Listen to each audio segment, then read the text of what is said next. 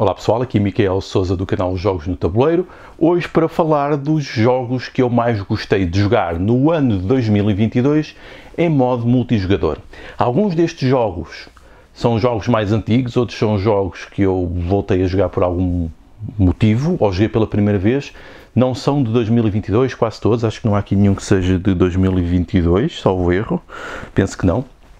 E também é uma forma de falar de jogos que não são aqueles jogos do ano, porque por vezes alguns jogos, eles pelo menos crescem naquilo que é a minha valorização, ou seja, no valor que eu lhes atribuo, na qualidade, não propriamente no ano em que eles saem, mas depois à medida que eu os vou jogando várias vezes. E aí são aqueles que se vão consolidando e em parte acaba por ser um pouco isso. Jogos que para mim estão consolidados ou que durante o ano me deram algum tipo de experiência muito especial.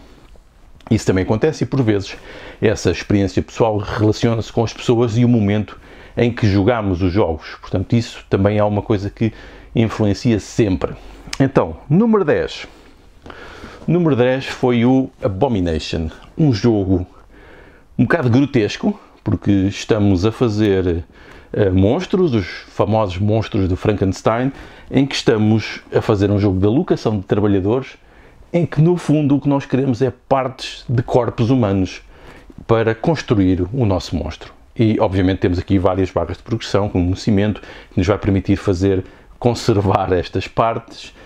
O jogo tem algum aspecto mórbido, porque por vezes até é possível cometer crimes para ter as partes que nós precisamos, podemos misturar com animais. Portanto, aqui um jogo que é preciso ter um estômago forte, até porque algumas ilustrações são bastante pesadas, especialmente, por exemplo, quando sabemos que vão haver execuções na praça pública e sabemos que podemos ficar com os cadáveres fresquinhos. Portanto, isto é realmente uma coisa pesada. É um worker placement normal, mas como o tema é este e tão estranho, isto para mim teve experiências interessantíssimas. Eu acho que é um excelente jogo dentro desta gama, até porque nós podemos fazer agora uma versão um pouco mais curta, que foi uma opção dada pelo designer, porque o jogo original estava muito longo e à vontade para as 3 horas, o que não se justifica num jogo destes. Portanto, com a nova, que são as regras que vocês podem encontrar no BGG, algumas pequenas alterações que tornam o jogo mais fluido e mais rápido e fica realmente melhor. Portanto, número 10. Número 9. Número 9 foi o Kemet. Este jogo já entra aqui nos jogos quase de estilo mais americano, de conflito, de guerra. Esta é a nova reedição do jogo, o Blood and Sand. E das vezes que eu gostei isto, achei sempre muita piada. Eu acho que nunca ganhei o jogo, mas achei sempre imensa piada a estas mudanças rápidas aos combates, às surpresas, à tensão que o jogo tem, porque vemos que os outros estão a crescer, estão a ganhar, temos que ir lá, temos que nos aliar e temos de tentar retirar o domínio. No fundo um jogo sobre domínio da área, em que se somos determinados acabamos por poder voltar a ter impacto no jogo, mesmo que não seja para ganhar, mas isso é muito interessante e ver a combinação de poderes que nós vamos conseguindo durante o jogo.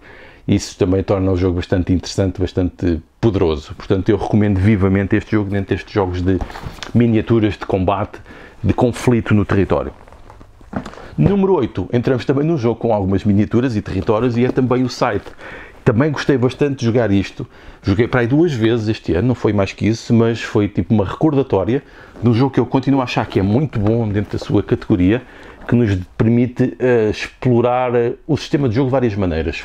Podemos ter uma atitude mais de conflito, mais de geração de recursos, tem bastante tática de aproveitar alguns momentos específicos no tabuleiro, mas também podemos tentar seguir uma estratégia que definimos inicialmente e tentar nos especializar nisso. Também muito interessante são o sistema de gestão e produção de recursos e das evoluções que nós podemos fazer. Eu acho que isso é sempre muito gratificante, evoluir de certa maneira e depois tirarmos o máximo de partido e bónus dessas coisas. Com as várias expansões temos mais fações, mas também temos mais modos de jogo. Eu também acho que é interessante o modo de jogo que nos dá X turnos para concluir, em que todos sabem quando é o fim, mas também é interessante não saber quando é o fim, que isso gera tensões adicionais. Portanto, Scythe sempre muito agradável. Número 7.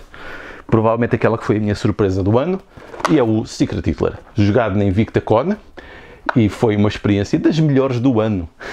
Com 10 pessoas a jogarmos isto, a fazermos quase roleplay muito a sério dos nossos papéis, e em que trouxemos muito meta-jogo e muita meta-narrativa, e foi muito interessante, um jogo simples, mas que com o grupo certo pode criar uma experiência fantástica, e para mim passou logo a ser o melhor jogo deste tipo. Portanto, Secret Hitler, gostei muito de jogar este ano, as vezes que joguei. Número 6, Brass Lancashire. Joguei este ano não foi pela primeira vez, que eu tinha jogado uma vez já há muitos anos, ainda antes de ter saído o Birmingham, mas joguei o Lancashire para aí umas 3 ou 4 vezes, já não sei muito bem, e neste momento estou quase na dúvida se não é melhor que o outro, embora façam coisas diferentes. Eu ainda quero jogar pelo menos mais uma vez e depois provavelmente vou fazer um vídeo comparativo entre os dois. Mas sempre muito agradável o jogo, duro, não é? Temos que planear muito bem, ver bem as nossas opções para não ficarmos em situações complicadas, mas um excelente jogo, um dos melhores jogos de tabuleiro feitos até hoje, portanto não há como não dizer. É excelente, tem alguma complexidade, não é? Demora algum tempo, embora não seja tanto quanto isso. O jogo até não é assim tão longo, especialmente se jogarem a 3, e se souberem o que estão a fazer, acaba por ser rápido. Portanto, eu consegui jogar isto a 3 em cerca de 1h30, não mais que isso. Portanto, é possível e é gratificante ver nossa competição e o desenvolvimento do território para sermos o mais eficientes possíveis. Número 5, Barrage. Joguei este ano 2 vezes o Barrage, uma delas até foi com o Ricardo Silva no Beco dos Jogos, aqui perto de Leiria, em Pataias, que tem lá um espaço muito interessante para jogar, e eu acho que este jogo também é muito bom, porque consegue misturar os mecanismos da alocação de trabalhadores, que é uma coisa que muitas pessoas gostam, e eu gosto especialmente, com um sistema de produção muito inteligente da roda e que tem interações com significado entre os jogadores. A gestão da água e aquilo que nós podemos fazer para interagir e até estragar um pouco os planos dos outros, mas sendo que isso pode ser sempre revertido, porque tudo pode ser desviado depois. Eu acho que isto é fantástico, é um excelente jogo deste tipo. Eu não o vejo por muitas mesas por aí, infelizmente, mas eu acho que é um dos melhores jogos deste tipo, e eu até já o comparei com o Brass Birmingham, porque eu acho que tem ali alguns elementos em comuns e acho que pode agradar quem gosta das duas coisas. Portanto, este jogo é sempre daqueles que está no meu top de jogos, que eu estou sempre disponível para jogar isto, porque gosto mesmo muito dele. Embora às vezes passe tanto tempo que até me esqueça de alguns detalhes das regras, mas pronto, acontece quando temos aqui muitos jogos. Número 4, entramos aqui nos jogos de conflito, e provavelmente isto vem demonstrar aquilo que eu tenho procurado como experiências ultimamente. E o número 4 é aqui o Pax Pamir. Jogámos isto várias vezes e até jogámos isto errado, porque, por exemplo, estávamos a renovar o mercado todos os turnos e não é assim que deve ser jogado. Mas este jogo é tão interessante pelas interações entre os jogadores. Eu acho que é tão fascinante ver a cara de espanto dos outros jogadores quando nós fazemos coisas negativas, ou quando tentamos fazer alianças, porque por vezes é preciso fazer alianças porque podemos estar no mesmo lado da mesma facção, mas sabendo que não podemos confiar muito naquela pessoa, porque mesmo que se a nossa facção que estejamos a apoiar tiver sucesso, nós vamos ter que competir com essa mesma pessoa para ter mais pontos que ela quando der a etapa de cálculo de pontos. E é um jogo muito belo, muito bonito. É sempre um prazer ver este tapete no tabuleiro com as pecinhas que parecem peças de barro. E as cartas belamente decoradas e as interações entre os jogadores é fantástico.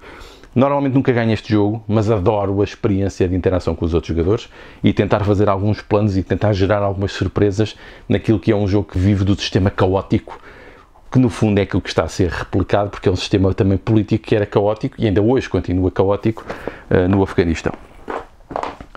Número 3. Eu acho que neste momento talvez seja dos meus Eurogames preferidos, e é o Crystal Palace. Eu não sei porquê, mas eu tenho sempre vontade de jogar isto. Eu adoro ver que tipo de combinações surgem, tentar perceber como é que vamos conseguir montar um motor de produção para ter o máximo de pontos possíveis, e o facto de nós escolhermos os dados, ou seja, a força dos dados, e depois eles entrarem nos locais e poderem passar à frente uns dos outros, cria uma tensão tão interessante que por vezes faltam tantos Eurogames. Neste jogo isso está lá. Embora tenha o fator aleatório de algumas cartas que saem podem beneficiar mais outros jogadores, embora os efeitos combinatórios não são assim tantos pontos quanto isso, e as cartas só têm mais esse efeito, os efeitos combinatórios saírem umas ou outras, mas podemos sempre fazer as que nós quisermos. eu adoro este jogo, acho que está muito bem feito, dos melhores criados dentro deste tipo, e eu tenho sempre vontade de jogar isto.